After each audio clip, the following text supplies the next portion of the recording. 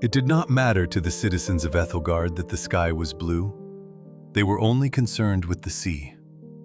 For generations, the colony had thrived on the coast, but everything changed when the anomaly began to occur.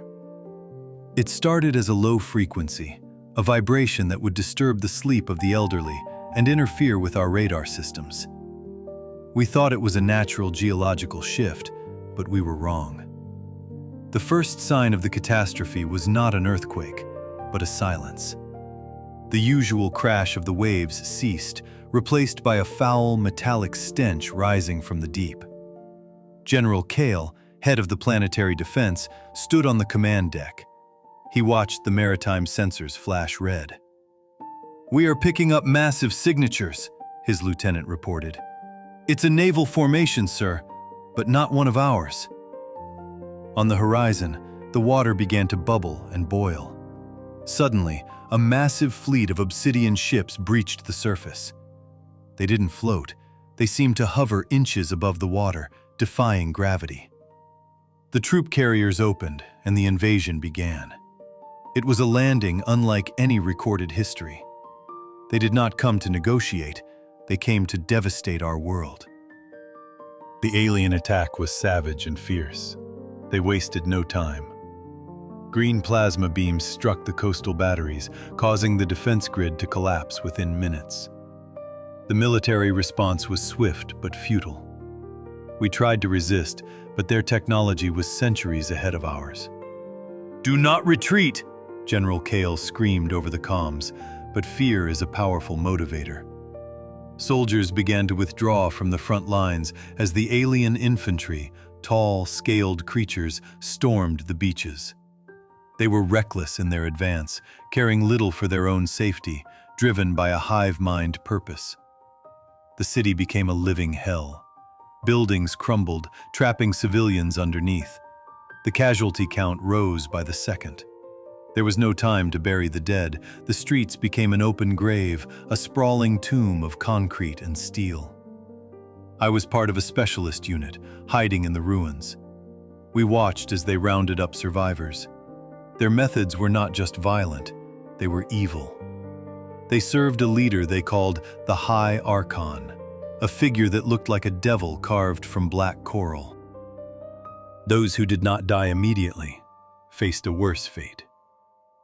We were captured and taken to a detention camp built on the ruins of our spaceport. They wanted to break our spirits.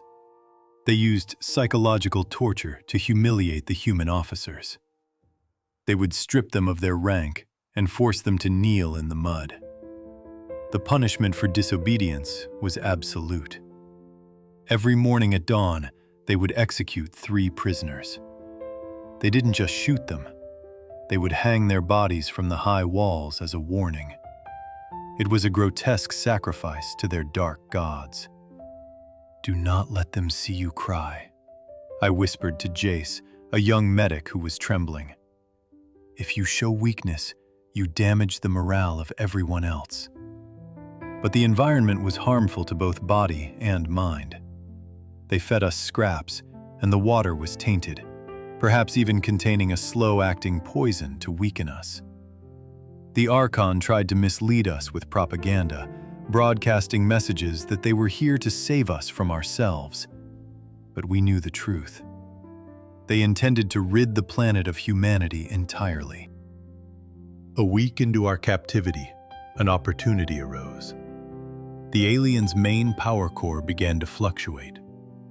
A resistance cell on the outside had managed to interrupt their energy supply. The disruption caused the prison's security grid to shrink and flicker. "We have to move," Kale whispered. He had survived the initial purge. "We must escape tonight." "It's a risk we can't afford," Jace argued. "If we are caught, they won't just kill us. They will make it slow." "We cannot compromise now," Kale snapped.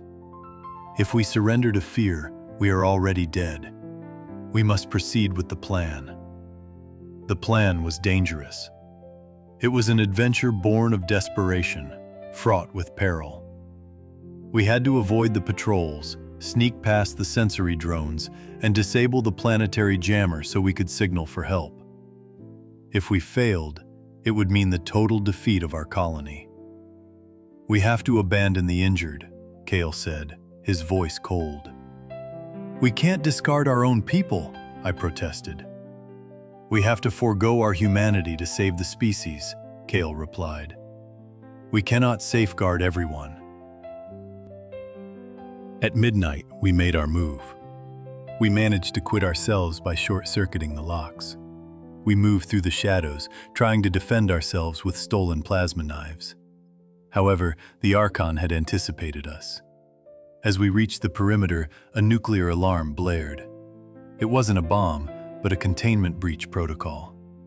The aliens were flooding the sector with radiation to stop us. "They are trying to progress to the launch codes," Cale realized. "If they get the orbital defense cannons, they will wipe out the refugee ships." We ran. Jace, usually so careful, became reckless in his panic, sprinting across an open courtyard. A sniper shot rang out. Jace fell.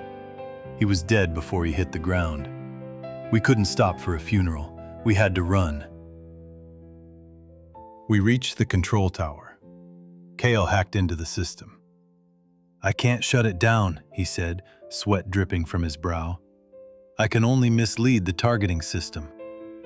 "Do it," I yelled, firing at the door as the alien troops tried to break in.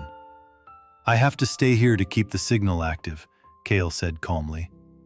"You must go. You have to withstand the radiation long enough to reach the shuttle." "I won't abandon you," I shouted. "This isn't a debate," Cale roared. "Go! That is an order." He was going to sacrifice himself. He would ensure the enemy could not utilize our own weapons against us. I ran toward the shuttle bay. The heat was intense. The facility was beginning to collapse around us. I managed to board a small scout ship. As I initiated the launch sequence, I saw the control tower explode. Cale had triggered the self-destruct. My ship blasted into the sky, breaking through the atmosphere. I watched the planet below. The alien fleet was still there, but their formation was broken.